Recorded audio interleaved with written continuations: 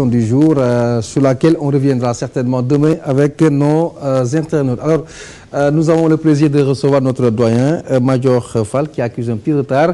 Alors, on va vous mettre dans le banc très rapidement. On parlait d'exception. La question tournait autour de l'exception de Macky, par son parcours. Il y a eu, c'est vrai, la chute de Momar que je vais emprunter, qu'il y a eu un isolement de Wade qui a été à l'origine justement de sa défaite. Est-ce que vous partagez cet avis? Oui, absolument. Je ne sais pas exactement ce que Momar avait dit parce que je n'étais pas là, mais je suis d'avis qu'effectivement Wade s'est isolé ces dernières années. Et je pense que c'est un processus qui a mis au moins 10 ans à maturer. Et Wade n'a rien fait pour changer ce processus. Ce qui était sidérant, c'est que justement, avant que les gens disaient pouvoir inverser une tendance qui a mis 10 ans à culminer, et en 15 jours, c'était quand même ça procédait vraiment de l'irrationnel, de l'ésotérisme même, à la limite, et on a vu ce que cela a entraîné comme comportement, comme agissement pendant ce deuxième tour de la campagne électorale. Les gens étaient vraiment dans l'irrationnel, et ils n'étaient plus vraiment dans le rationnel, dans la logique. Parce qu'effectivement, je crois que les carottes étaient cuites. Et on commence à être cuites dès 2009. Et je pense que si les libéraux avaient lu correctement ces faits, je crois qu'ils auraient dû atténuer au moins leur défaite dès le 23 juin de l'année dernière. Malheureusement, je pense que le président Wade a tout reçu du Sénégal, jusqu'à la possibilité même de changer au gré de ses humeurs le calendrier électoral de notre pays. Et ça, vraiment sans coup férir. Et malheureusement, il ne l'a pas très bien compris. Il ne l'a pas bien. Momar, vous parlez de Wade isolé, Major est d'accord. C'est le contraire de Macky qui serait même dangereusement bien entouré. Maintenant, les choses sont consommées. On devrait s'attendre à quoi dans ce compagnonnage de circonstances de l'architecture politique au Sénégal qui a porté Macky devant le Sénégal? Moi, je pense que, vu la proximité des prochaines élections législatives, qui, en fait, selon le calendrier, doivent avoir le 17 juin, si ça ne fait pas l'objet d'un décalage, pour une raison ou pour une autre, je crois savoir que Macky Sall et sa coalition Benno Bokk Yakaar devraient aller plutôt vers la création d'une nouvelle majorité.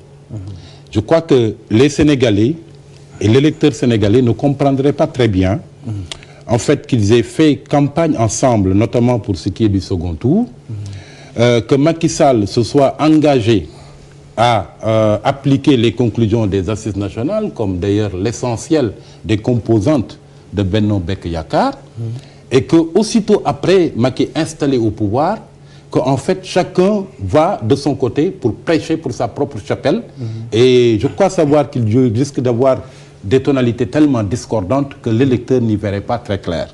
Je crois que ce qu'il y a de plus rationnel, et je crois que c'est la proximité surtout des élections législatives qui l'impose, et la cohérence également, et l'homogénéité, etc., c'est d'aller vers la création peut-être d'une nouvelle majorité. Après, on verra ce qu'on verra au niveau de l'Assemblée nationale. Je crois que c'est ça qui est. Ils vont gouverner ensemble, parce que Macky Sall s'est également engagé à ça. Il a compris à un moment donné, en fait, que c'est vrai, il a fait un chemin soliste pendant une certaine période avec l'APR. Ensuite, il s'est retrouvé dans le cadre de la coalition Macky 2012, mais il a su également qu'il avait forcément besoin du soutien actif d'autres candidats qui s'étaient engagés et qui étaient malheureux.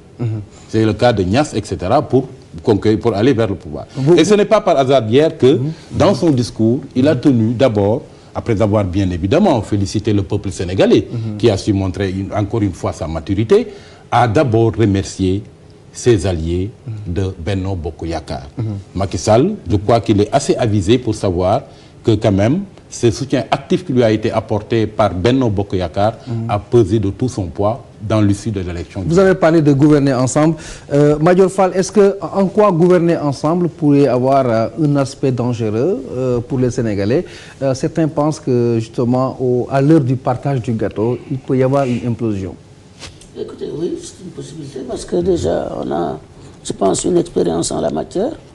2000 est là, c'était aussi une coalition, pratiquement de manière identique. C'est d'abord la CA 2000 qui permet à Wade de bousculer et d'amener Diouf au deuxième tour. Et c'est le Front pour l'alternance et qui terrasse Diouf. Et on s'attendait, comme on s'attend aujourd'hui aussi, à un compagnonnage un peu plus loin. Dans ce cadre-là, dans le cadre du respect d'un certain nombre de principes et de programmes établis ensemble.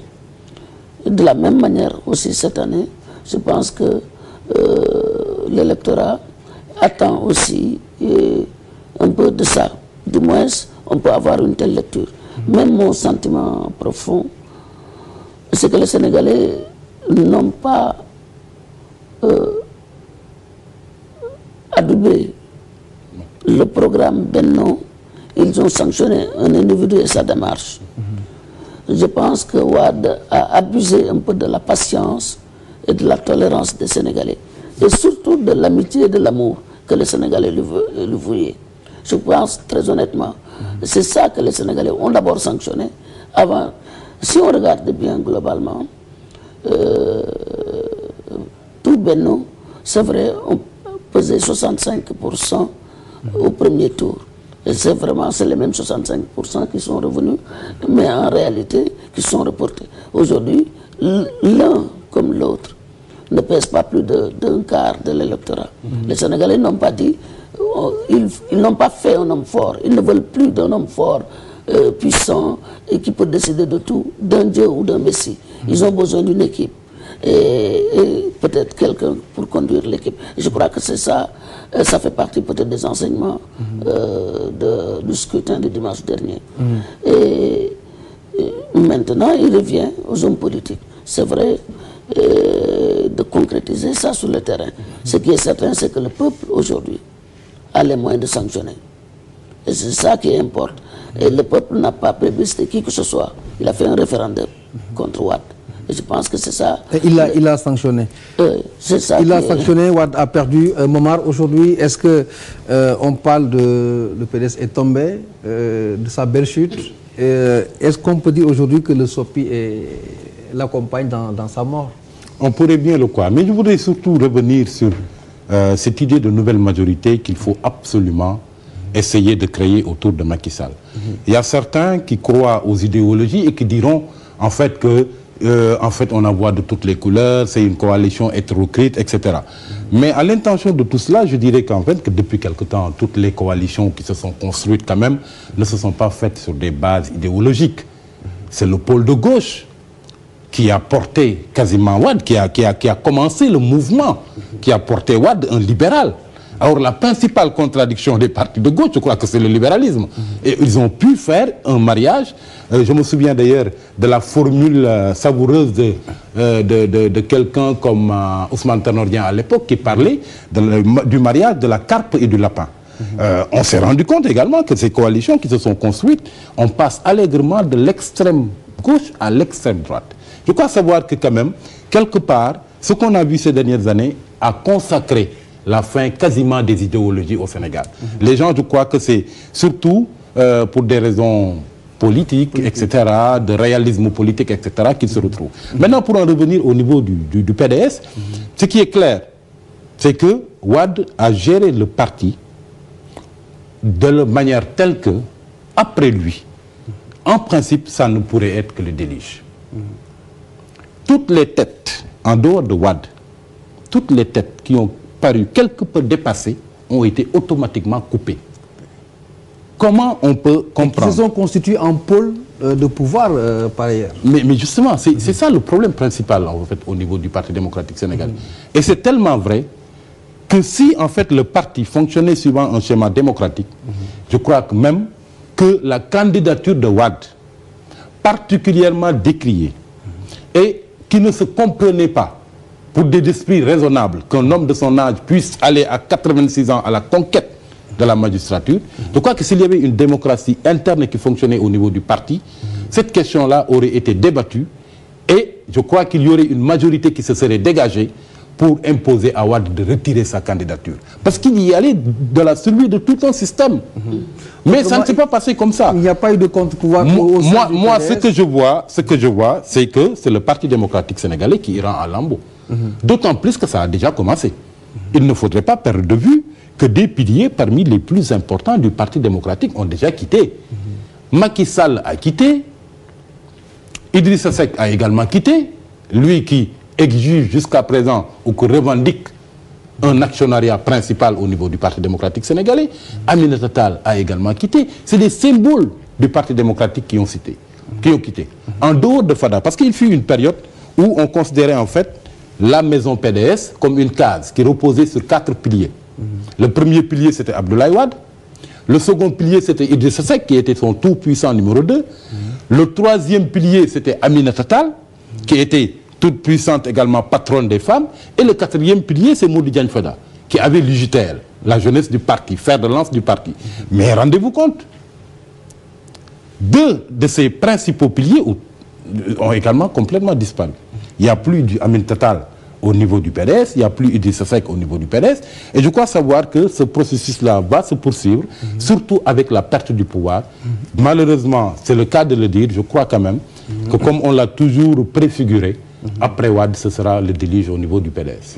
Alors, Major, dans la perspective de ces législatives, le PDS, dit-on, va survivre ou va renaître de ses cendres. Et si on revient au résultat du premier tour, c'est le PDS qui est arrivé devant, avec sa coalition, bien sûr. Alors, qu'est-ce qu'on peut envisager pour cette nouvelle bataille qui risque d'être essentielle également? D'abord, la question est de savoir est-ce que la bataille aura lieu. En principe, normalement, le 7 avril prochain, les partis ou coalitions de partis devraient déposer les listes, si on en croit le décret qui a déjà été pris. Et je pense que matériellement, c'est déjà un problème. Deuxièmement, ça ne cadre plus avec l'agenda du président entrant, du nouveau président, qui a dit d'abord que lui ne fait plus un septennat, il va faire un quinquennat. Et pour le faire, il faut quand même un référendum, de ce point de vue. Je pense qu'il y a là quand même, en tout cas, un certain nombre de préalables qui ne sont pas encore réglés pour qu'on aille à des législatives.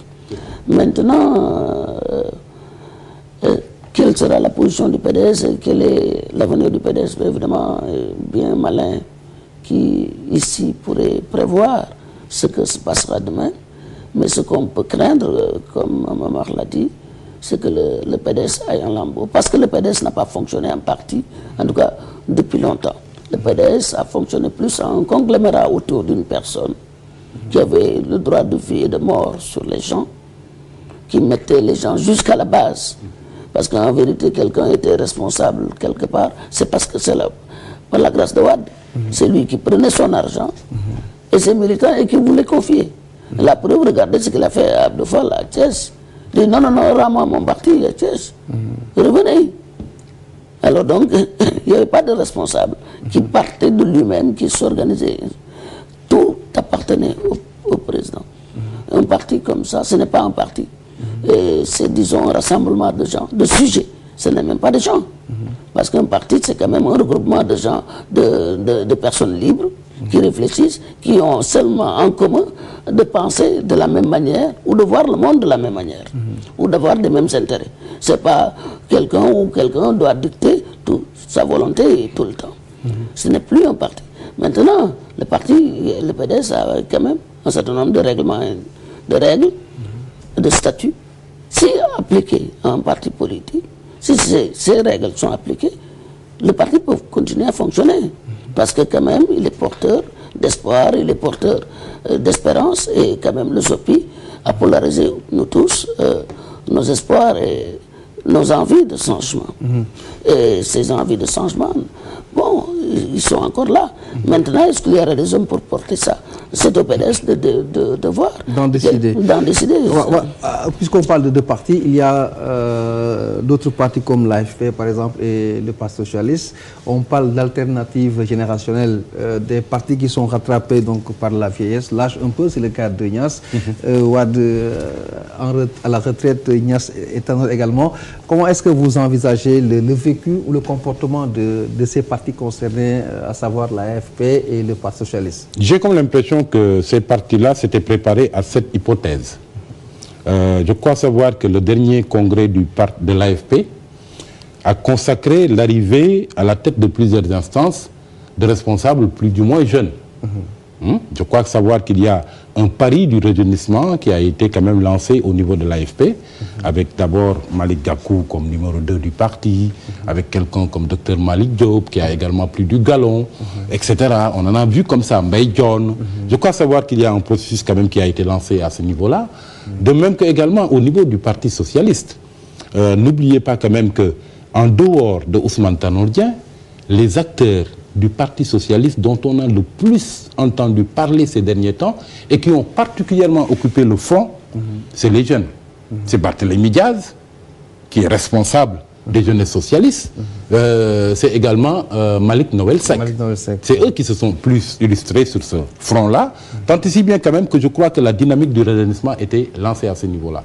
Et c'est pour cette raison qu'il y a certains qui ne pensaient même pas, comme certains ont semblé vouloir distiller cette idée pour casser une dynamique unitaire autour de Macky, que le PS, l'AFP n'avait pas intérêt à soutenir Macky Sall. Parce qu'il le faisait sur la base, d'abord d'une projection de 2 mandats de Macky Sall sur 14 ans, ce qui n'est plus le cas depuis qu'il s'est engagé à faire 10 ans au maximum, c'est-à-dire 2 mandats de 5 ans. Mais également... Ça a été un bon appât électoral également. Mais oui, mais ce qui s'est passé, c'est quoi? C'est-à-dire, c'est la réelle politique, quelque part même, qui a imposé à ces partis-là de soutenir Macky Sall. Pour une raison bien simple. Il y a le pari du démantèlement du Parti socialiste et de l'AFP, dans lequel s'est toujours engagé Wade. Il a toujours dit que quand il partira à la retraite, c'est pour envoyer ces partis-là également, ou leur leader, à la retraite. C'est ça qu'il a toujours défendu. Maintenant, il se trouve que, avec Wade qui part de la scène, comme je l'ai dit tantôt, il y a de fortes probabilités que le PDS parte en lambeaux.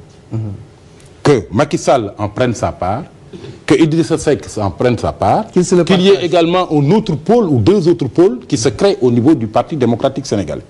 Et ça crée une reconfiguration politique qui se présentera comme suit. Il y aura l'APR qui a à peine 3 ans, donc c'est un parti en plein balbutiement, parce que c'est finalement une coalition qui a porté Macky Sall au pouvoir. Il y aura le Parti socialiste qui a commencé un processus de renouvellement en son sein. Et il y a également l'AFP qui est également dans cette même dynamique. Et qu'est-ce qui se passe? On a une configuration où il y a des partis qui partent quasiment à chance égale. En perspective, bien évidemment, de 2017.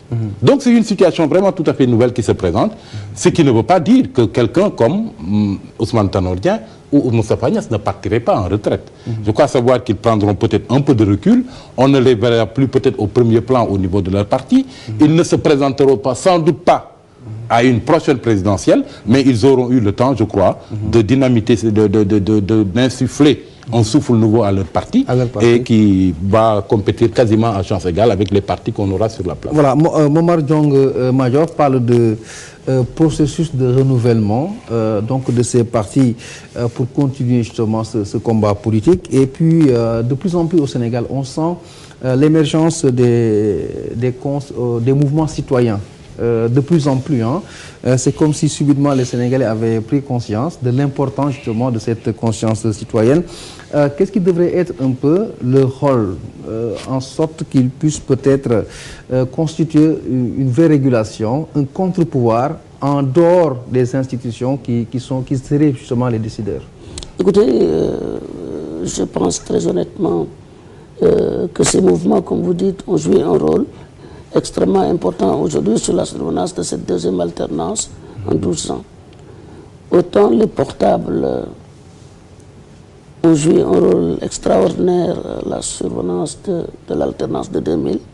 Autant les mouvements citoyens et l'Internet ont joué un rôle extrêmement important sur ce qui est arrivé le dimanche dernier.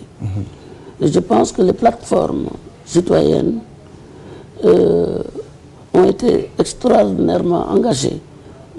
Et vous avez vu toute la bataille autour du respect de la Constitution, du respect des institutions.